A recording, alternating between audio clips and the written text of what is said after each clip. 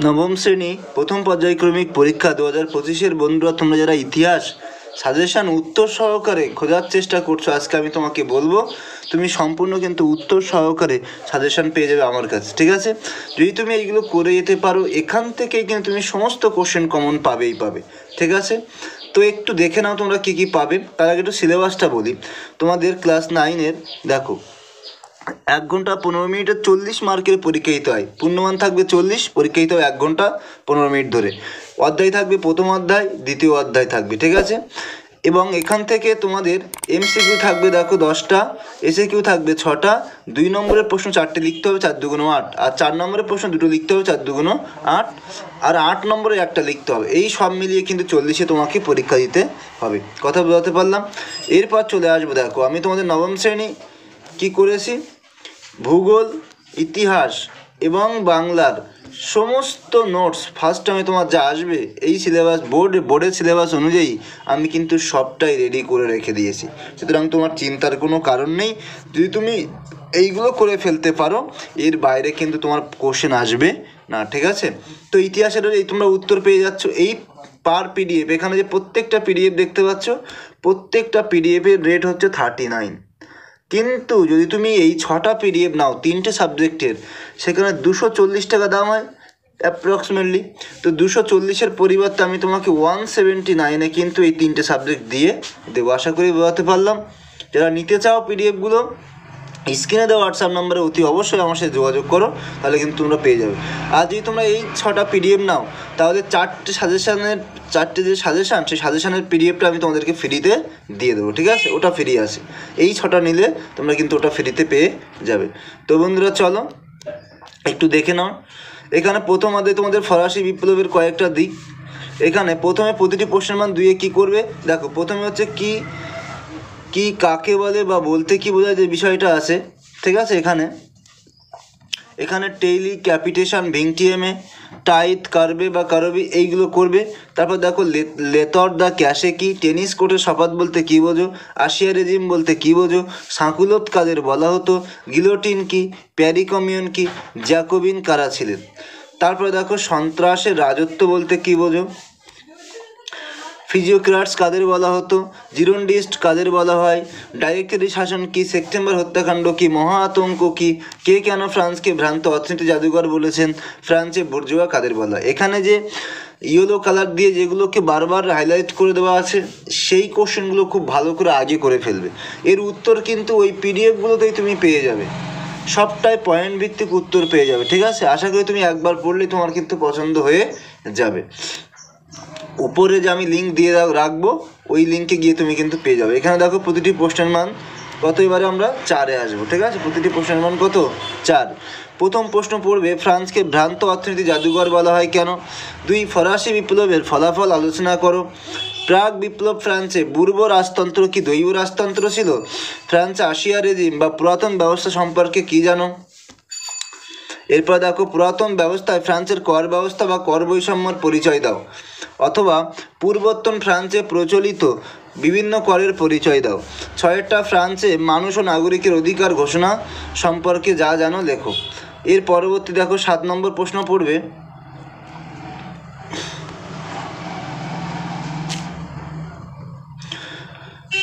সন্ত্রাসের রাজত্বের মূল্যায়ন করো, অথবা সন্ত্রাসের রাজত্বের পক্ষে ও বিপক্ষে যুক্তি তুলে ধরো।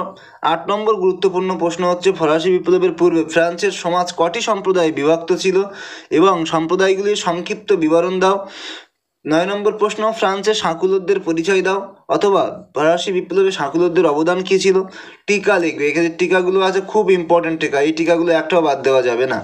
টিকা লেখো, থার্ড অ্যাসিস্ট, টেনিস কোর্টের শপথ, ডাইরেক্টরি শাসন অথবা ডাইরেক্টরি শাসনের পরিচয় দাও, সেপ্টেম্বর হত্যাকাণ্ড, অভিজাত বিদ্রোহ অথবা অভিজাত বিদ্রোহের পটভূমি কী ছিল, ফ্রান্সের কোন ঘটনাকে কেন অভিজাত বিদ্রোহ বলা হয়, বাস্তিল দুর্গের পতন, থার্মিডেরীয় প্রতিক্রিয়া।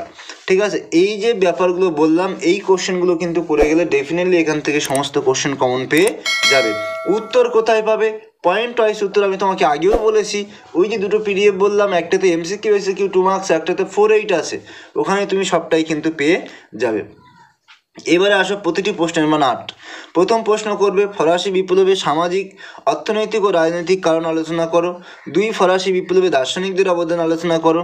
3 ফরাসি বিপ্লবে নারীদের ভূমিকা আলোচনা করো। ফরাসি বিপ্লবের গুরুত্ব ফলাফল আলোচনা করো। ফরাসি সমাজের কর ব্যবস্থা সম্পর্কে আলোচনা করো। আর 6 নম্বর করবে ফরাসি সংবিধান কার্যাবলীর সবার কার্যাবলীর বিবরণ দাও। এখানে প্রথম যে কোশ্চেন বললাম, দ্বিতীয় যে কোশ্চেন, ঠিক আছে, দ্বিতীয় কোশ্চেনটা কোনো মতেই ছাড়বে না। ওই একটা কোশ্চেন করে গেলে কিন্তু একটাই কোশ্চেন কমন আসবে। এবারে আসো দ্বিতীয় অধ্যায়, বিপ্লবী আদর্শ, নেপোলিয়ান সাম্রাজ্য, জাতীয়তাবাদ। এখান থেকে প্রতিটি প্রশ্নের মান করবে 2। দেখো এখানে কি কাকে বলে বা বলতে কি বোঝায় সংজ্ঞা দাও। কোড নেপোলিয়ান, তারপরে কি করবে, তারপর দেখো এখানে কোড হবে না, ফেডারেশন অফ দ্য রাইন, তারপর স্বাধীনদিবসের রাজত্ব, লিজিয়ন অফ অনার, মহাদেশীয় অবরোধ ব্যবস্থা, বার্লিন ডিগ্রি, পোড়ামাটির নীতি, জুনটা, স্পেনীয় ক্ষত। দ্বিতীয়টা দেখো নেপোলিয়ানকে দ্বিতীয় জাস্টিয়ান বলা হয় কেন। তৃতীয়ত নেপোলিয়ানকে বিপ্লবের সন্তান বলা হয় কেন। 4 নম্বর নেপোলিয়ানকে বিপ্লবের ধ্বংসকারী বলা হয় কেন। ওয়াটারলু যুদ্ধ কাদের মধ্যে হয়েছিল, গুরুত্ব লেখো। কবে কাদের মধ্যে লিপজিগের যুদ্ধ হয়। নেপোলিয়ানের পতনের 2টি কারণ। নেপোলিয়ানের মস্কো অভিযান ব্যর্থ হয় কেন, অথবা এই অভিযান প্রত্যাহার করেন কেন। 9টা হচ্ছে টিলসিটের সন্ধির শর্তগুলি উল্লেখ করো। 10 হচ্ছে কবে কাদের মধ্যে লিপজিগের যুদ্ধ হয়, এই যুদ্ধের গুরুত্ব কী। তারপর দেখো প্রতিটি প্রশ্নের মান করবে কি 4 করবে, ঠিক আছে। এখান থেকে দেখো টিকা লেখো। কোড নেপোলিয়ান, স্পেনীয় ক্ষত, মহাদেশীয় অবরোধ ব্যবস্থা, টিলসিটের সন্ধি, এই যে ব্যবস্থাগুলো বললাম, ট্রাফালগারের যুদ্ধ, নেপোলিয়ানের 100 দিনের রাজত্ব অথবা 100 দিবসের রাজত্ব, ওয়াটারলু যুদ্ধ, এইগুলো ভালো করে করবে।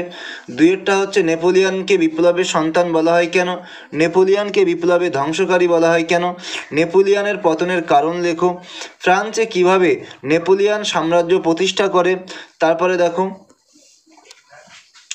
নেপোলিয়ানের শিক্ষা সংস্কার সম্পর্কে সংক্ষেপে টিকা লেখো। 7 নম্বর নেপোলিয়ানের ধর্ম সংস্কার সম্পর্কে সংক্ষিপ্ত টিকা লেখো। 8 নম্বর যেটা করবে সেটা হচ্ছে নেপোলিয়ানের সাফল্যের কারণগুলি। 9 নম্বর নেপোলিয়ান কেন মহাদেশীয় অবরোধ ঘোষণা করেন। 10 নম্বর নেপোলিয়ানের রাশিয়া আক্রমণ সম্পর্কে সংক্ষেপে আলোচনা করো। 10 নম্বর সম্রাট নেপোলিয়ান বলেছিলেন আমিই বিপ্লবের সন্তান, উক্তিটির যথার্থতা নিরূপণ করো, অথবা তিনি কিভাবে বিপ্লবী আদর্শগুলি পালন করেন। এটা একটা লাস্ট কোশ্চেন। এরপরে 8 নম্বরের প্রশ্ন দেখো, নেপোলিয়ানের পতনের কারণগুলি আলোচনা করো। নেপোলিয়ান কর্তৃক রাশিয়া আক্রমণের বিবরণ দাও। রুশ অভিযানের তাৎপর্য কী ছিল। নেপোলিয়ান বোনাপার্টের সংস্কারগুলি সংক্ষেপে উল্লেখ করো। ফ্রান্সের শাসন ক্ষমতা দখলে নেপোলিয়ানের সাফল্যের কারণগুলি আলোচনা করো। 5 নম্বর নেপোলিয়ানের সাম্রাজ্য ও জাতীয়তাবাদী আদর্শের সহাবস্থান ও সামাজিক কার্যকলাপের সঙ্গে সাম্য, মৈত্রী ও স্বাধীনতার আদর্শে বিরোধ সম্পর্কে যা জানো লেখো। কথা বলতে পারলাম, আশা করি সবাই বুঝতে পেরেছো। তো বন্ধুরা, এই ছিল তোমাদের সম্পূর্ণ ইতিহাস সাজেশন ফার্স্ট ইউনিটে। যদি তোমরা এগুলো করে দিতে পারো ডেফিনেটলি এখান থেকে কিন্তু কোশ্চেন কমন পাবে। আর যদি পয়েন্ট ভিত্তিক উত্তর খুঁজে না পাচ্ছ বা উত্তর যদি তোমার কাছে না থাকে, আমি যেই পিডিএফগুলো বলেছি MCQ, SCQ 2 এবং 4, 8 মার্কসের যে পিডিএফটা 59 পে করলে কিন্তু এই দুটো পিডিএফ আমি তোমাদেরকে দিয়ে দেবো। আর যদি তুমি সিঙ্গেল কোনো পিডিএফ নিতে চাও তাহলে তোমাকে 39 পে করতে হবে। আর ইতিহাস যদি তুমি নিতে চাও দুটোই পিডিএফ, তাহলে সেই ক্ষেত্রে কিন্তু ডিসকাউন্ট হয়ে প্রায় 80 জায়গায় কিন্তু 59-এ পৌঁছে যাবে। ঠিক আছে, কথা বলতে পারলাম আশা করি। তো বন্ধুরা, ভিডিও আর বেশি দীর্ঘায়িত করব না। যদি ভিডিওটি ভালো লাগে অবশ্যই একটি লাইক করবে, কমেন্ট করবে, শেয়ার করে দিও বন্ধুদের সাথে। আর যদি তুমি আমার চ্যানেলে নতুন হয়ে থাকো অতি অবশ্যই চ্যানেলটিকে সাবস্ক্রাইব করে দিও। তো আজকের ভিডিও এই পর্যন্ত, দেখা হচ্ছে এরকম কোনো একটা ইম্পর্টেন্ট ভিডিওতে। ততক্ষণে সবাই খুব খুব ভালো থাকবে।